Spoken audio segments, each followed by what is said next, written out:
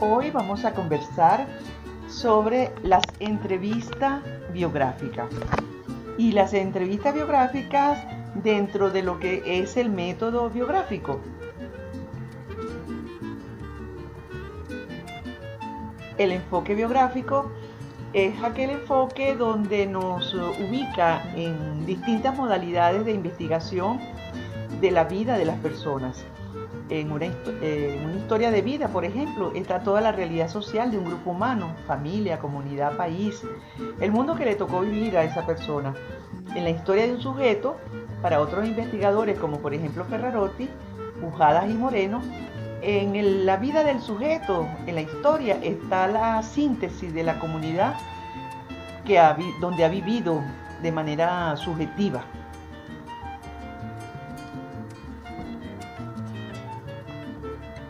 Podemos encontrarnos muchísimas opciones, variedades de género en el enfoque biográfico, pero acá solamente vamos a tratar las biografías, las autobiografías y las historias de vida.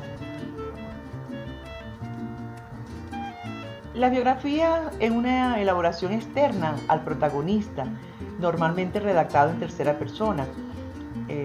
Se hace la reconstrucción de la vida de esa persona, bien sea alguien que ha tenido una vida muy destacada, o alguien que ha dado un aporte, o simplemente alguien que es muy cercano a nosotros, a nuestra familia, a nuestra comunidad, y queremos recoger su historia, su biografía. La autobiografía, en cambio, es el relato escrito por la misma persona sobre sí misma.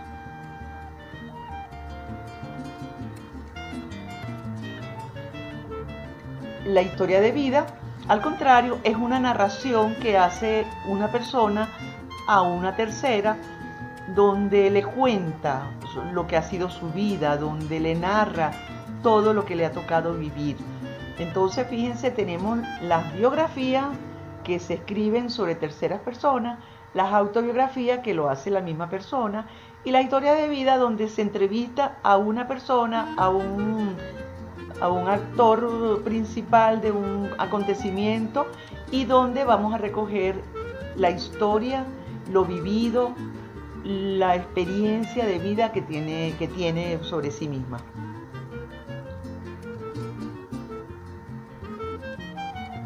La historia de vida, así con guiones, es una modalidad que el padre Moreno, Alejandro Moreno, psicólogo social, filósofo y teólogo, ha dado un aporte muy importante en Venezuela.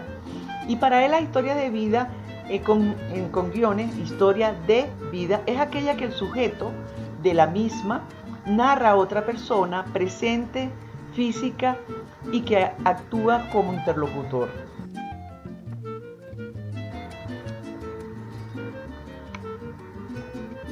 En la historia de vida, desde el enfoque de Alejandro Moreno, se diferencia de la historia de vida conocida normalmente porque hay una relación que se establece con el interlocutor real. La historia se produce entre dos. Es el resultado de la relación entre el historiador, que es la persona que narra su vida, y el investigador, quien es el que recoge, graba esa historia.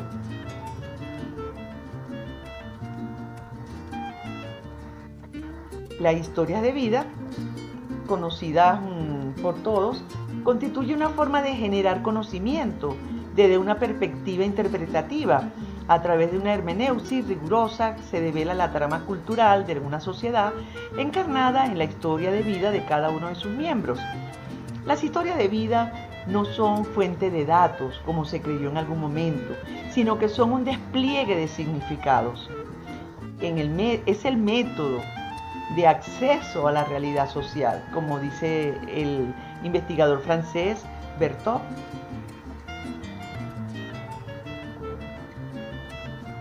En la historia de vida nos vamos a encontrar con la intersubjetividad.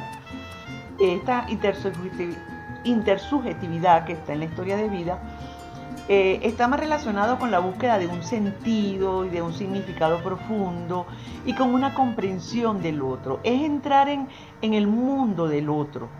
En la historia de un sujeto está toda su comunidad, toda esa síntesis vivida de forma subjetiva, ¿verdad? Y que nos los trae a través de los recuerdos, de las vivencias, de las memorias, de los sentimientos, pero también están cada uno de los grupos a los cuales ha pertenecido a lo largo de su vida, como lo señala el investigador italiano, conocido mundialmente de este enfoque, como es Franco Ferrarotti.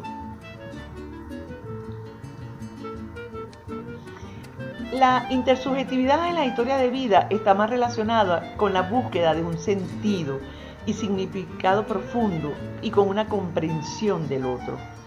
En la historia de un sujeto está toda una comunidad en síntesis, vivida de manera subjetiva, pero también están todos y cada uno de los grupos a los cuales ha pertenecido esta persona a lo largo de su vida. Ferrarotti nos dice también que se puede leer una sociedad a través de la historia de una persona. En una historia se encuentra toda la realidad social de un grupo humano. Ahora, para Alejandro Moreno, para el padre Alejandro Moreno, según este enfoque, la investigación se centra en la historia misma para buscar los significados que construyen esa vida y esa historia. Esto es muy importante porque a veces se piensa que las historias de vida son un instrumento, son una técnica, pero no. La historia de vida es mucho más que una técnica y que un método. Es una apuesta epistemológica, como lo señala Ferrarotti y lo confirma el padre Alejandro Moreno. Se centra en los significados. Bueno, tenemos a lo largo de la historia pues muchísimos representantes del enfoque biográfico, bien sea a través de historias de vida, por ejemplo Tomás Zaneski con el campesino polaco, fueron por allá en el 1910, 1914, ellos comenzaron a utilizar los testimonios, la historia, pero más bien como un instrumento que complementaban las historias, más bien desde el punto de vista positivista, todos los datos que ellos tenían. Y Oscar Lewis cruzó distintas historias de una misma familia y es famosa con el enfoque de la pobreza. Él acuñó el concepto de la cultura de la pobreza y justamente en México él trabaja con una familia de 10 hijos, que tiene 10 hijos, y hace de lo que posteriormente se va a hacer una película llamada Los hijos de Sánchez, donde vemos culturalmente qué pasa, cómo viven, qué concepciones tienen cada uno de los miembros de la familia. Catani, italiano, va a ilustrar el paso de la Francia agrícola a la sociedad industrial. Berthaud va a centrarse en la historia de los panaderos, de la panadería artesanal a la panadería industrial, y va a explicar el fenómeno social, y él elabora un concepto conocido por muchos de nosotros que trabajamos en historia de vida como el concepto de saturación. Ferrarotti, ya lo mencionamos anteriormente, es comprender una sociedad a través de una historia. Moreno se centra en los significados. Moreno, el padre Alejandro Moreno, ya él falleció, tuvo más de 30 años, casi 40 años, trabajando en los barrios populares de Venezuela, de Caracas, sobre todo en Petare, donde se centró para estudiar la familia popular venezolana.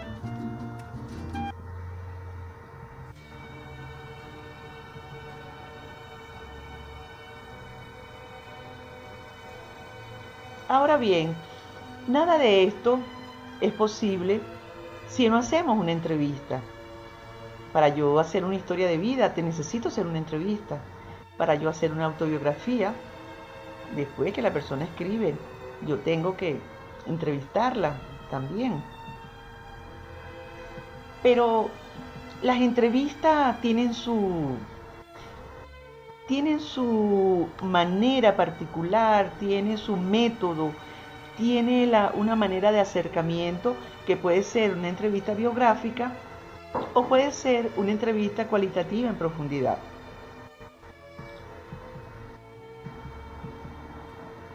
Las entrevistas biográficas son las que normalmente utilizamos para las historias de vida y reúnen características muy similares a las de las entrevistas cualitativas en profundidad.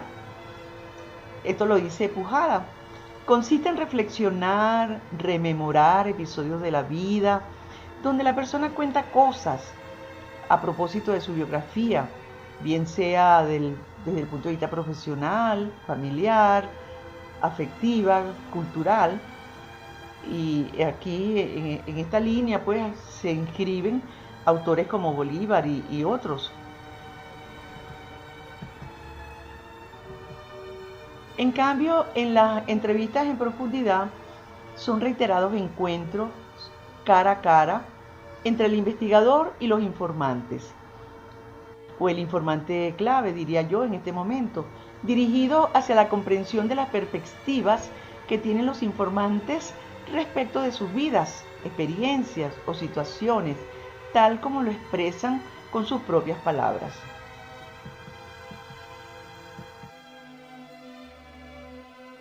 ¿Por qué son interesantes las entrevistas?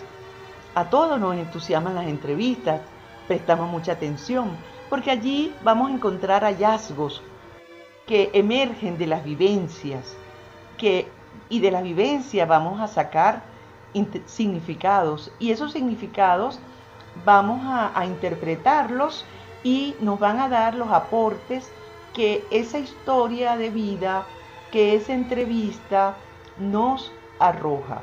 Es decir, hay una interacción entre el investigador y la persona investigada.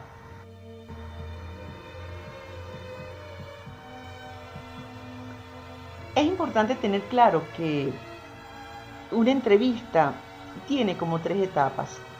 Antes de la entrevista tenemos que prepararnos. Tenemos que definir las características del informante. ¿A quién voy a entrevistar? ¿Cómo es la persona que voy a entrevistar?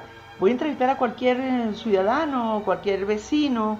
No, yo tengo que tomar en cuenta las características dependiendo de la investigación que estoy realizando, sobre cuál tema estoy realizando. Si voy a hacer una investigación sobre tecnología, el uso de la tecnología, yo voy a buscar una persona que ha tenido más o menos una experiencia en este campo. Si va a ser un investigador de larga trayectoria, reconocido profesionalmente por su trabajo, con experiencia como docente investigador y que esté dispuesto a contar la historia. Eso es lo más importante. Tenemos que tener a la mano los instrumentos, la guía de entrevista. Algo que es muy importante tener en cuenta es que en una entrevista biográfica yo no tengo un cuestionario, son puntos, aspectos sobre los cuales quiero que el historiador, como le llama el padre Alejandro Moreno, me narre, nos escriba, nos cuente. Tenemos que grabar, tenemos que hacer pruebas de las grabaciones, podemos filmarlas, ahí tenemos una grabación visual. Y algo muy importante, el investigador tiene que llevar un diario sobre la persona que está entrevistando, sobre su entrevistador. Y tiene que llevar, por supuesto, como todo investigador, un diario de campo. Estos instrumentos son fundamentales tenerlos presentes a la hora que nosotros nos estamos preparando para realizar una entrevista.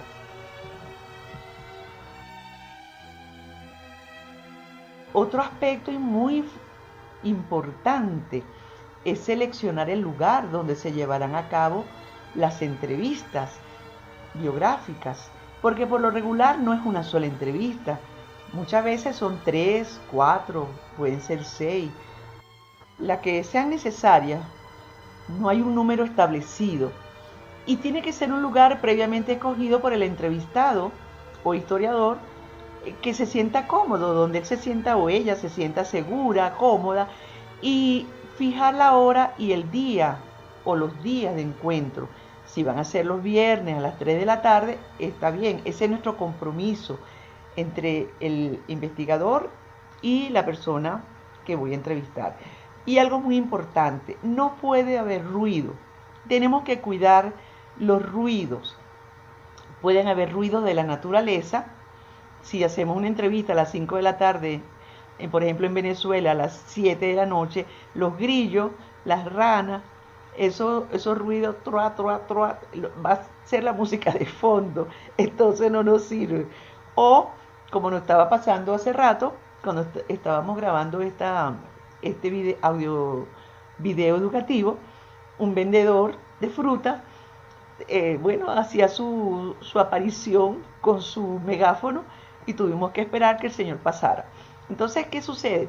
Tenemos que fijar muy bien los días de encuentro, los lugares y preservar el ambiente para que nuestra entrevista pueda tener una claridad perfecta.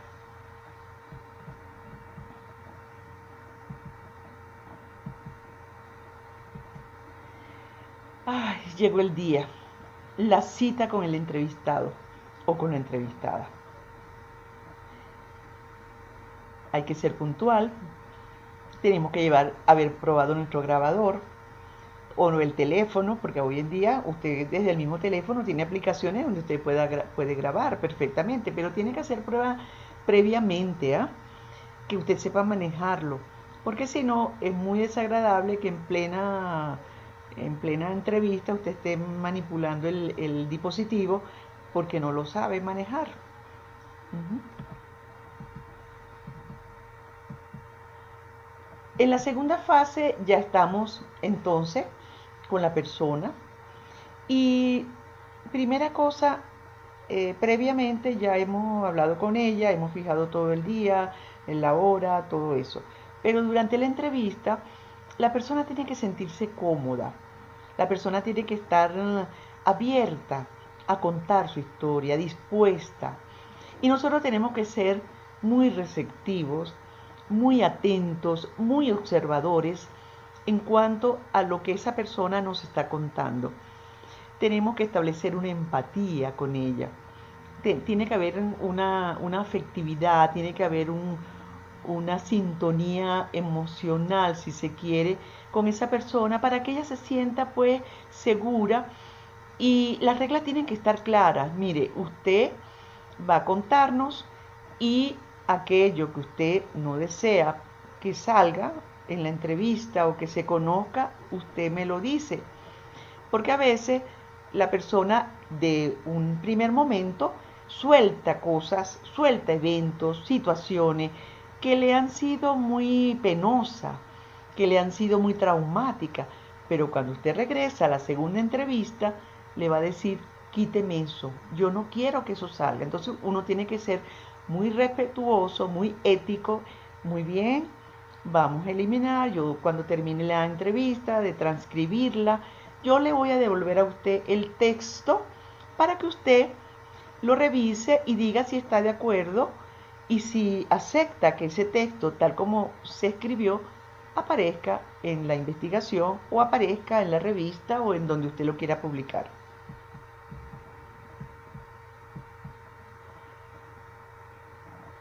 Entonces, la realización de una entrevista biográfica implica una escucha activa, saber escuchar al otro, dejar que el otro cuente lo que quiere contar y que el otro comience a contar su historia por donde se sienta más cómodo o cómoda.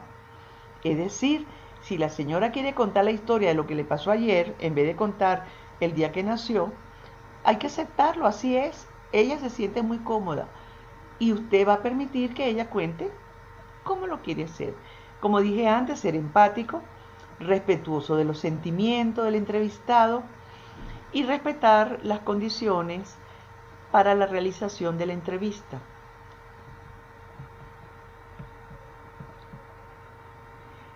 Es muy importante, como dije antes también, reasegurar la calidad de la grabación. Y para ello se debe contar con un buen grabador, con micrófono direccional o un teléfono de lo que se usan hoy en día para que se pueda grabar y tener un sonido muy nítido, ¿verdad? Que se entienda lo que la persona está hablando.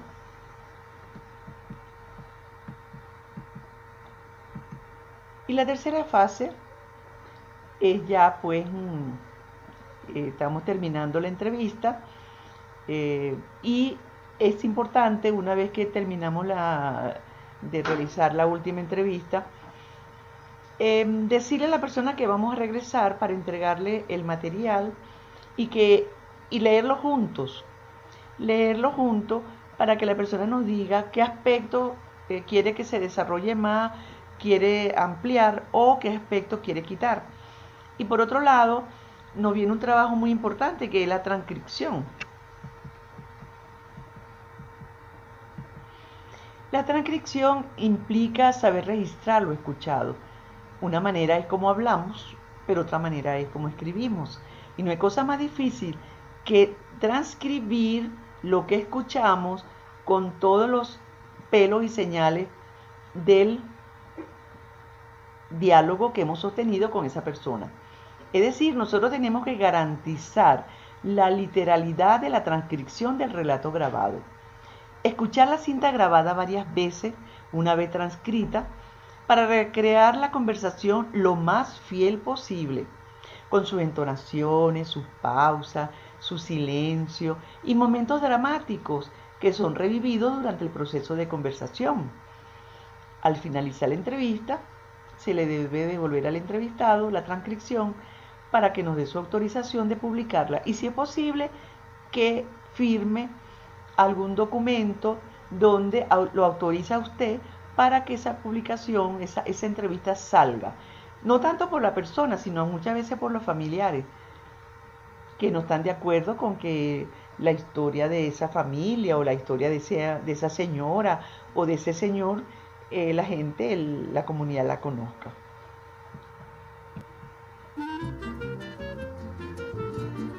Así es que bueno, con esto hemos terminado las entrevistas biográficas.